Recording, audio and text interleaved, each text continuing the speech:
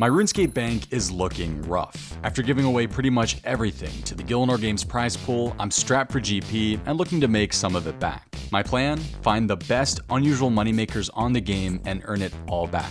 In this episode, we're hitting the milestone of over 100 unusual moneymakers tested, so let's make this a good one. If I were to ask you what the price of a piece of raw beef was, what would you guess? 10 GP, 50, 100? Well, if you guessed 74 GP, you'd be correct. The thing is, there's nothing unusual about raw beef, and everyone knows how to get it. You just have to kill one of the human werewolves in Canifis, and you have a 1 in 51.2 chance of getting one. Or you kill a cow. But what if I told you that there's a way to instead sell a piece of beef for 20 times the price? All that needs to happen is for the piece of beef to turn slightly green. This is a piece of undead raw beef, and it can only be obtained by killing the undead cows on Alice's farm, west of Port Phatasmus. This undead raw beef cannot be traded on the Grand Exchange, but it can be traded amongst players, which makes it perfect as a collectible item. There are tens of thousands of players on Runescape who collect items. Most of the time, these items are unique, and most of the time, untradeable. Discords like the RS Burnt Discord is a perfect way for collectors to try and find players who are selling these items that they're trying to collect. Think of it as a kind of Grand Exchange, or even better yet, beware of this throwback, a Zybez marketplace for collectible items. The most common one seems to be burnt food, but if you scroll through the buying section, you can see that there's all sorts of items that people are looking to buy. Most of the time, it's for a pretty penny too. In my case, I was looking for someone to buy my undead raw beef. To collect the beef, I set up a cannon in the cow pen and let it go to work on these undead cows. I used a rapier to finish off any that happened to survive. Every time my inventory was full of raw undead beef, I teleported to the crafting guild, banked the beef, and teleported back with the ectophile. Anytime my run energy happened to get low, I just teleported to my house and used the ornate rejuvenation pool. Nice and relaxing method. Killed the undead cows, pick up their undead meat, and repeat. It took me 1 hour to collect 1,002 of the raw undead meat. Then, I went to the RS Burnt Discord and found a player called Merchant who was buying the undead raw meat for 1,500 GP each. Conveniently, he was only accepting trades with a minimum of 1,000 meat, so we pretty much hit that on the dot. I met up with him in game and he rewarded me with 1,503,000 GP for my 1 hour of hard work. We used 1,635 cannonballs, which cost us 268,000 GP, so I had to subtract that from the final total. This means that we are left with a final profit of 1,234,860 GP. 1.2 million GP in 1 hour simply killing undead cows for their undead meat. Who would have thought? So before you guys go dropping your burnt food or getting rid of some random items in your bank, make sure to check to see if someone's looking to buy it off you first. You might be missing out on some unusual profit. These types of items are bought and sold at different prices all the time. Sometimes there won't be someone looking to buy what you're offering at all, but if you do a bit of research, there's some good money to be made here.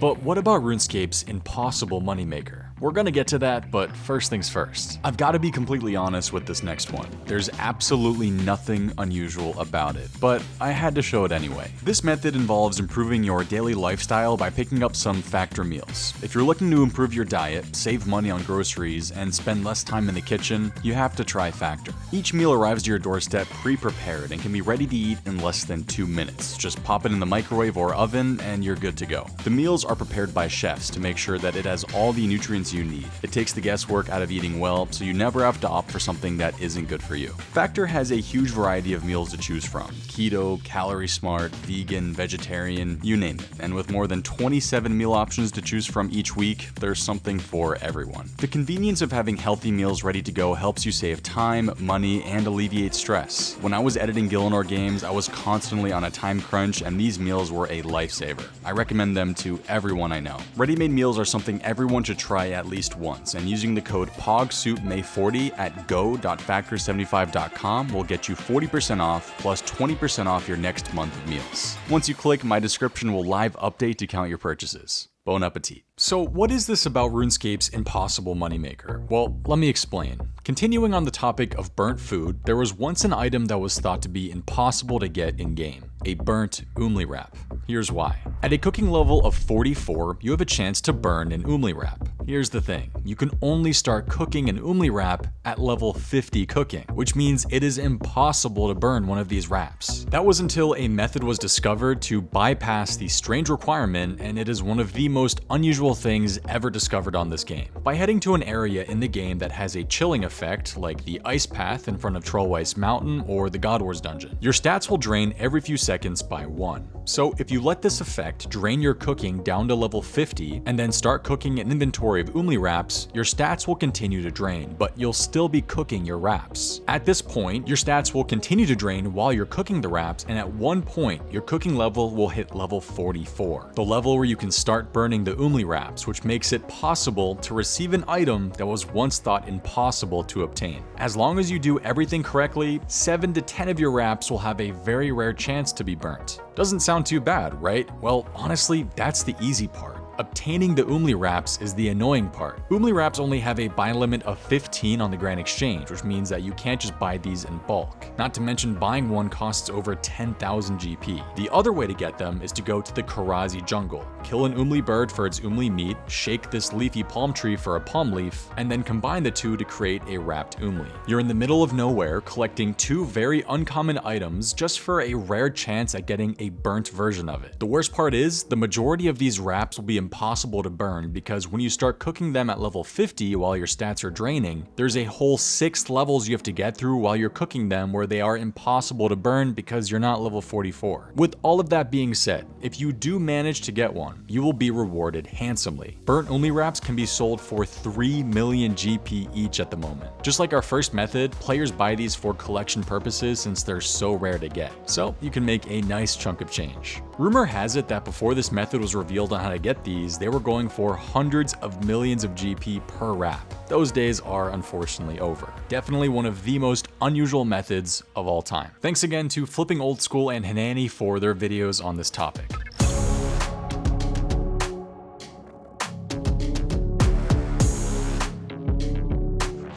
But what about a hop and shop method that involves using this guy as a bank? Yeah, this tool leprechaun at the Catherby farming patch. YouTube Sucks now wants me to buy spades at Vanessa's farming shop and then use the bank farming tools option on this tool leprechaun as a quick way to gather a massive stock of spades. Vanessa's farming shop is one of 5 shops in the game that have a stock of 500 spades. One spade costs 3 GP but goes up slightly the lower the stock of the shop is. Luckily, it never gets to a point where you could lose money on the spade, so you've got nothing to worry about. Here's how the method works. Bring some GP and a stamina potion with you to Vanessa's farming shop. Buy out as many spades as you can and run to the tool leprechaun. He's got enough space to store 100 spades, so you can do 4 trips back and forth until he isn't able to hold any more. Here's where things get interesting, and we can work around the 100 spade limit. A nice thing about these tool leprechauns is that you're able to withdraw everything you have stored in note form. So withdraw the 100 you have stored as noted spades, drop them on the ground, and begin the process of depositing 100 more spades from Vanessa's shop.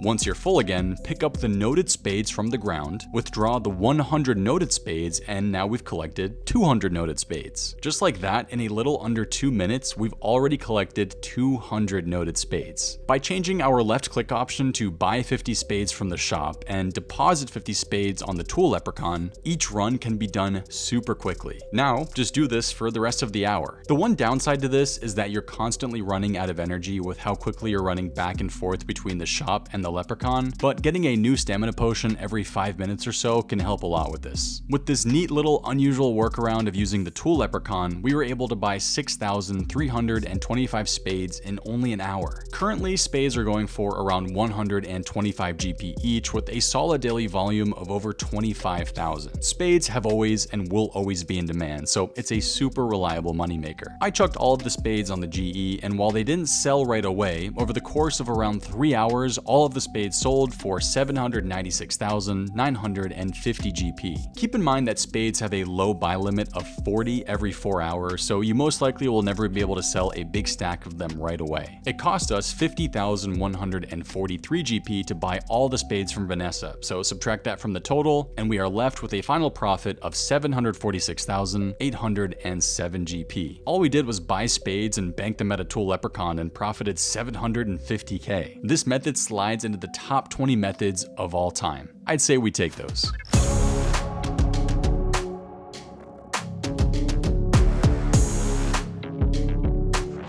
Most of the time when it comes to making unusual profits from an NPC shop, we buy it from his shop and then sell it to the Grand Exchange. But what about if we do it the other way? That's what Effigies wants me to try. His method involves rune warhammers, and he claims it's an easy 3 to 6 million GP an hour. There's one shop in the game that has rune warhammers, and that's Skullgrimmin's Battle Gear shop in Relica. The thing is, he doesn't stock any rune warhammers, but he does buy them. If he has 0 warhammers in stock, he'll buy one from you for 29,050 GP. Every time his stock goes up, he buys for 3% less, so if you were to sell a second one to him, it would cost 27,805 GP, then 26,560 GP, etc, etc. Take a look at the prices of rune warhammers on the Grand Exchange. Less than 25,000 GP each. Do you see where this is going? Rune warhammers unfortunately have a buy limit of 70 every 4 hours, but that's not going to stop us. I personally find the sweet spot to be selling 2 rune warhammers per world. You do still make profit if you sell up to 4, but that means you're selling those final 2 for less profit than you could make on another world. If you really want to maximize profit from this, you could sell just 1 warhammer per world, but I ain't got time for that. I'm sure some of you do though, so go for it. Let's say you straight up buy 70 rune warhammers and sell them to Skullgrimmin. Per world, if you sell 2 warhammers to him, assuming the stock is 0, you'd be making around 7,500 GP at current prices. If you do that on 35 worlds, you would make 262k in about 10 minutes. Super easy, super quick profit. That right there is already a decent unusual moneymaker, but let's take it one step further. I'm going to leave an offer in overnight for rune warhammers. This will hopefully get me a larger stack of these warhammers, even though I'm not actively playing the game, and instead getting my much needed 8 hours of sleep. It partially worked. I woke up to see that I bought 279 warhammers. Not the 600 I was hoping for, but hey, any warhammer I buy is guaranteed profit, so I'm happy. Selling all of the warhammers took about an hour. With this amount of them, selling 2 per world was pretty perfect because by the time I had sold 2 to every world and ended back at the world I originally started on, the stocks were just starting to go from 1 to 0, so I was able to start the next rotation fairly quickly. After about an hour, I had sold all of the warhammers for 7,953,240 GP. It cost me 6,866,118 GP to buy them from the Grand Exchange, which means we profited 1,087,122 GP. Another 1 million GP profit. We could have made more if we had only sold 1 per world, but it would have taken double the time. We also could have sold 3 to 4 per world and spent less time selling, but then the profits wouldn't have been as high. If you're going to do this, it's up to you how many you want to sell. I just find 2 to be the sweet spot. With a method like this, you always have to pay attention to the Grand Exchange price. If you see that rune warhammers are selling below 25, 26, even 27k, there's potential for profit, which is always what we like to see.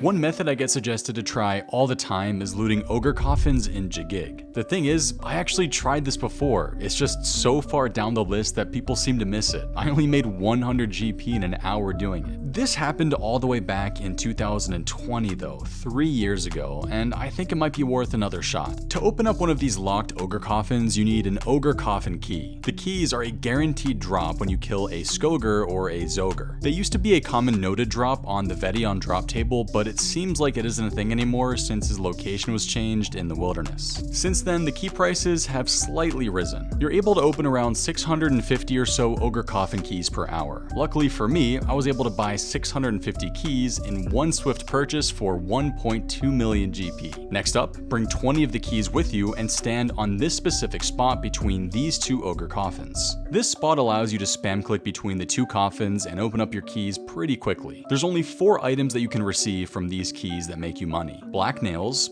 fur bones, rarg bones, and the holy grail item, org bones, which sell for 39,000 GP each. The thing is, there's less than a 3% chance you get get one when looting the coffin. But if the rates are correct and you manage to get the keys at a reasonable price, money can almost always be made here. Once you're done opening as many keys as possible, just teleport back to the Castle Wars bank all your loot, grab 20 more keys, run back to the coffins, and repeat the process. As you can see in some trips, I didn't get so lucky. No orc bones and very few rarg and fjorker bones. Those are the trips that you don't really make any money on, but as you can see in some of these clips, if you get lucky with the orc bones, they definitely make up for the trips where you don't get any. Those are the moneymaker trips. Along the way, you'll have the chance to get some easy clue scrolls as well. I decided to stack up on the caskets I got from them, but it's totally up to you if you want to do them. Opening up all of the keys took a little over an hour, and this was the final loot I was left with. I got 60 fjorger bones at a 10.8% drop rate, 53 rarg bones at an 8.1% drop rate, and 23 orc bones at a 3.5% drop rate. So I actually got a bit luckier than what the wiki drop rates show. Now we get to work selling everything. All of the non-bone drops sold for 134,000 GP. Most of these drops sold for 5% below med price, and the ones that didn't, I just sold for usually between 15 to 30% less. The ogre bones, the most common ones you receive, sold for 176k. The rarg bones sold for 335k. The fjorger bones sold for 178k, and the big ticket item, the 23 orc bones, sold for 845k, which saved this method. So in total, we made 1,670,000 GP. The thing is, the 650 keys cost us 1.2 million GP, so we have to subtract that from this total, which leaves us with about 460,000 GP. Not the best, but definitely not the worst, and it was a massive improvement over the 100 GP we made 3 years ago. The clue scrolls we received did add a bit of GP to our final total and bumped it up to 507k. I think as long as you're able to grab the ogre keys at a reasonable price and make sure you sell the bones at a good amount, you're always looking at some decent profit here. The clue scrolls you receive are just a bonus and will add some profit to your final total, especially if you're completing the masters that you could get from the easy clues. I could actually see this method being closer to 1 mil an hour if the prices are right, and maybe you're able to buy the keys at a much lower price. But with the noted coffin keys no longer being a common drop from Vedion, I'm not sure how many more are coming into the game every day, so we'll have to wait and see.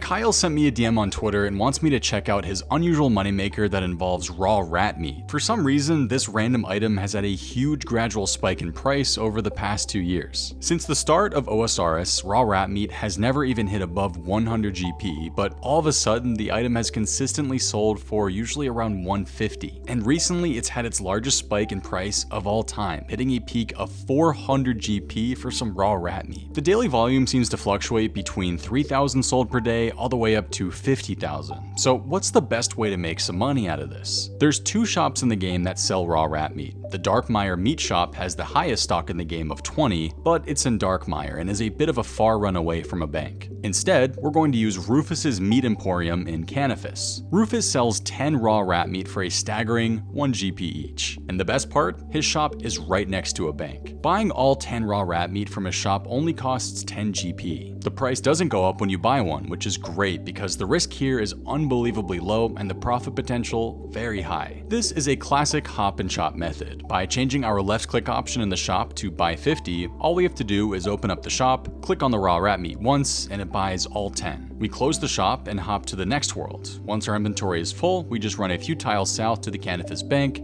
everything, run back to the shop, and repeat the process. Nice and easy. These hop and shop methods usually aren't the most exciting. It's just repeating the same thing over and over. But then again, that's like pretty much most of Runescape, so we're all used to it anyway. I did this for 1 hour and collected 1,692 raw rat meat, and it cost me 1,692 GP. I noticed that they were selling for, unfortunately, only around 200 GP, even though the grand exchange price was closer to 300, so I chucked them in for 199 GP each. I left the offer in overnight and woke up very happy to see all of them had sold for a total of 335,000 GP. Based off of the initial prices I saw, I thought I would make more, but for a method that involves very few requirements and very little starter GP, I'd say 335k an hour isn't too bad. The question you're all probably thinking though is, why did raw rat meat have a big spike in price, and why does it consistently sell for so much on the GE? I have two theories behind this. The first is that the item is used in the Druidic Ritual quest, the quest that unlocks the Herblore skill, which is pretty much done on any member's account. With the massive spike in players over the past 3 years and an even bigger spike in botting, I'm assuming these things are purchased quite a bit by the amount of new accounts that are made every day, causing the big spike in price. The other, and maybe more conspiracy theory behind it, is that the item is used for some type of price manipulation or secondary currency. A few years ago, I covered an unusual moneymaker where bandits brews were being sold for thousands of GP for no particular reason whatsoever. You guys actually theorized that it was probably being used for something sketchy with manipulating the price of the item for things involving RWT. I doubt that's what's happening with raw rat meat, but hey, I love a good conspiracy theory. Let me know what you think the true reason behind this is in the comments below.